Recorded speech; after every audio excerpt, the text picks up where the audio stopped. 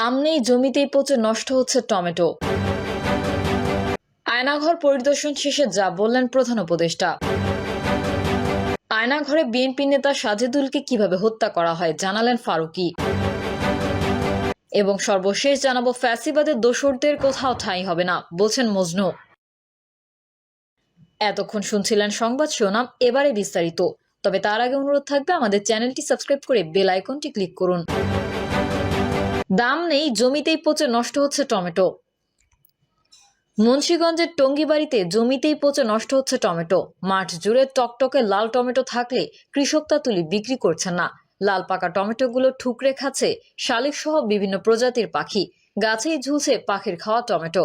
উপজেলার পাঁচগাঁও গ্রামের পদ্মাপাড়ের বিস্তীর্ণ জমিতে পাকা টমেটো নষ্ট হতে দেখা গেছে। কিছু কিছু জমির টমেটো কৃষকরা নিরাশ হয়ে নিচ্ছেন আড়তে। আড়তদাররাও বেশি টমেটো আড়তে পাঠাতে নিষেধ করছেন। ফলে অনেক টমেটো জমিতেই পেকে নষ্ট হচ্ছে। টমেটো চাষী রহিম বাদশা বলেন, 28 ঘন্টা জমিতে টমেটো চাষ করেছি, এতে প্রায় 6 লাখ টাকা খরচ হয়েছে, মাত্র 50,000 টাকা বিক্রি করছি। এখন তো টমেটো বিক্রি হচ্ছে না, দিন দিন দাম কমছে। কৃষক লিটন বলেন, 5 পাখি জমিতে টমেটো চাষ করছিলাম, প্রায় 6 লাখ টাকা খরচ হয়েছে, এখন পর্যন্ত কোনো টমেটোই বিক্রি করতে পারেনি। শুনছি আড়তে 4 থেকে 5 টাকা কেজিতে টমেটো বিক্রি হচ্ছে। টমেটো তুলে আড়তে নিতে যেই খরচ হবে সেই খরচ পাওয়া যাবে না। তিনি আরো বলেন, এই টমেটোগুলো দীপালি জাতের, বাহুবালি জাতেরও রয়েছে। কিছু কিছু জমিতে ব্রাকের টমেটো রোপণ করেছে। সব টমেটোর ফলনই ভালো হয়েছে। ভালো হলে কি হবে, দাম তো নেই। এই সমস্ত জাতের টমেটো চাষে অনেক বেশি খরচ হয়। ভাদ্র মাসে আমরা জমিতে বীজ বপন করেছি, তারপর জমিতে টমেটো গাছগুলো বড় হওয়ার সাথে সাথে বাঁশ গেড়ে গাছগুলোকে বেঁধে দিয়েছি। কৃষক সুহেল বলেন, টমেটোর দাম নেই, টমেটো চাষ করে সব টাকা শেষ হয়ে গেছে। এখন যে নতুন করে অন্য জমিতে কিছু আবাদ করব সেই টাকা নেই। আমার অনেক জমি খালি পড়ে রয়েছে, লেবার নিয়ে যে চাষ করব সেই টাকা নেই। আয়নাঘর পরিদর্শন শেষে যা বললেন প্রধান উপদেষ্টা। আওয়ামী লীগ সরকারের পতনের পর সবচেয়ে বেশি আলোচিত বন্দিশালা আয়নাঘর পরিদর্শন করেছেন প্রধান উপদেষ্টা ডক্টর মোহাম্মদ ইউনূস। তিনি প্রতিরক্ষা গোয়েন্দা মহাপরিদপ্তরের যৌথ জিজ্ঞাসাবাদ সেল এবং র্যাব 2 এর সিপিসি 3 এর ভেতরের সেলগুলো পরিদর্শন করেন। পরে র্যাব সদর দপ্তরের টাস্ক ফোর্স ইন্টেলিজেন্স সেন্টারে যান। বিদেশি গণমাধ্যমের প্রতিনিধি ও ভুক্তভোগীদের সঙ্গে নিয়ে আয়নাঘর পরিদর্শন শেষে প্রধান উপদেষ্টা জানান, সব ক্ষেত্রে আয়ামে জাহিলিয়াত প্রতিষ্ঠা করে গেছে আওয়ামী লীগ সরকার। যারা এমন অপরাধের সঙ্গে জড়িত তাদের বিচার করা হবে। ডক্টর মোহাম্মদ ইউনূস সাংবাদিকদের বলেন, আপনারা সবাই সঙ্গে ছিলেন, কাজে আমরা নতুন করে কিছু বলতে হবে না। এটার বর্ণনা যদি বলতে হয় তাহলে বলবো এটা বিভৎস দৃশ্য, নৃশংস অবস্থা। অতীতে এখানে যেসব অবস্থা হয়েছে যতটা শুনি অবিশ্বাস্য মনে হয়। এটা কি আমাদেরই জগৎ, আমাদেরই সমাজ? তিনি বলেন, যারা এর শিকার হয়েছে তারা আমাদের সঙ্গে আছেন, তাদের মুখ থেকে শুনলাম কি হয়েছে তাদের সঙ্গে। কোনো ব্যাখ্যা নেই এর। কোনো ব্যাখ্যা থাকলে মানুষ বুঝে এর কোনো কারণ ছিল, কারণ বিনা কারণে মানুষকে রাস্তা থেকে তুলে আনা হয়েছে। এরকম টর্চার সেল বাংলাদেশ জুড়ে আছে উল্লেখ করে প্রধান উপদেষ্টা আরো বলেন, আমার ধারণা ছিল আয়নাঘর বলতে কয়েকটি আছে এখানে, এখন শুনতেছি এই আয়নাঘরের বিভিন্ন ভার্সন দেশ জুড়ে আছে। কেউ বলছে 700, কেউ বলছে 800। এটির সংখ্যাও নিরূপণ করা যায়নি। প্রধান উপদেষ্টা বলেন, আমার জানা মতে ভুক্তভোগীদের সংখ্যা 1700-এরও বেশি। অজানা কত তা আমরা জানি না। কেউ কেউ বলে যে এটা 3000-এরও বেশি হতে পারে। এই যে মানুষ উধাও হয়ে গেল, নিশ্চিহ্ন হয়ে গেল, কেউ বলতে পারছে না সে কোথায়। তার মেয়ে আজ আপনাদের সামনে ছিল, সে বলছে আমার মাকে কোথায় নিয়ে গেছে, আজ 9 বছর হলো। 9 বছর ধরে আমরা খোঁজ পাইনি, যোগ করেন প্রধান উপদেষ্টা। তিনি বলেন, সে নিজেও এখানে ছিল মায়ের সঙ্গে, তাকে রেখে মাকে নিয়ে চলে গেছে। এই দৃশ্য করুণ দৃশ্য। গুমের মতো ঘটনা হতে দেওয়া আমাদের সবারই অপরাধ বলে উল্লেখ করে প্রধান উপদেষ্টা বলেন, আজকে আমরা মুক্ত হলাম। মুক্ত বাংলাদেশে আমরা যেন আবার নতুন সমাজ গড়তে পারি।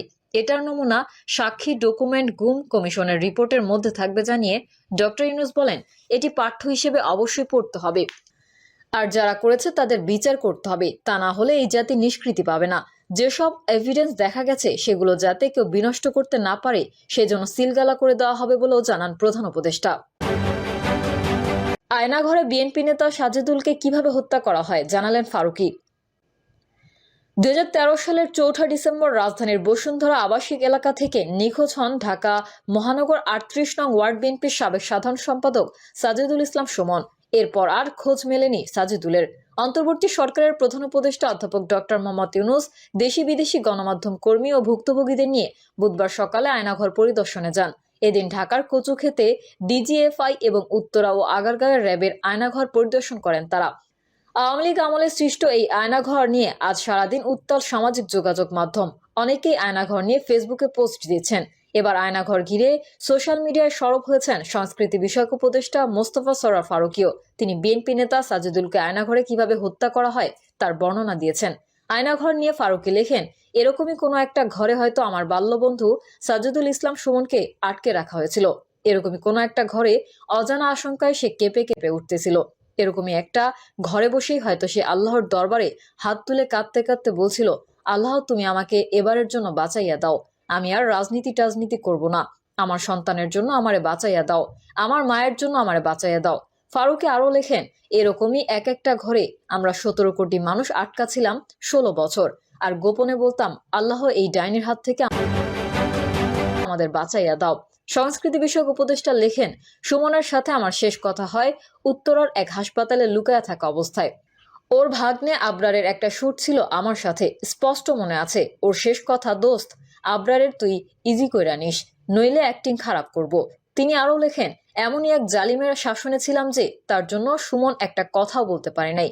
পরে জানলাম মানুষরূপী জানোয়ার জিয়াউল আহসানের নির্দেশে তোরে ইঞ্জেকশন দিয়ে মেরে শীতলক্ষায় ফেলে দেয়। যে বাবার ঘরে ফিরে সন্তানের সাথে ভাত খাওয়ার কথা ছিল, তাকে এই ডাইনির দল শীতলক্ষায় মাছেদের খাবারে পরিণত করে। এই হায়নাদের হয়ে যখন কেউ কথা বলতে আসে, আমার মাথায় রক্ত হয়ে ওঠে। আমি আমার কম্পোজার লুজ করি। আয়নাঘর পরিদর্শন শেষে অর্কদেব সেখানকার একটি ইলেকট্রনিক চেয়ারের ছবি নিজের ফেসবুকে পোস্ট করে লিখেছেন, এই চেয়ারটা দেখে রাখা জরুরি। ফ্যাসিবাদের জননে শেখ হাসিনার আয়নাঘরের একটি কক্ষে রাখা এই চেয়ার।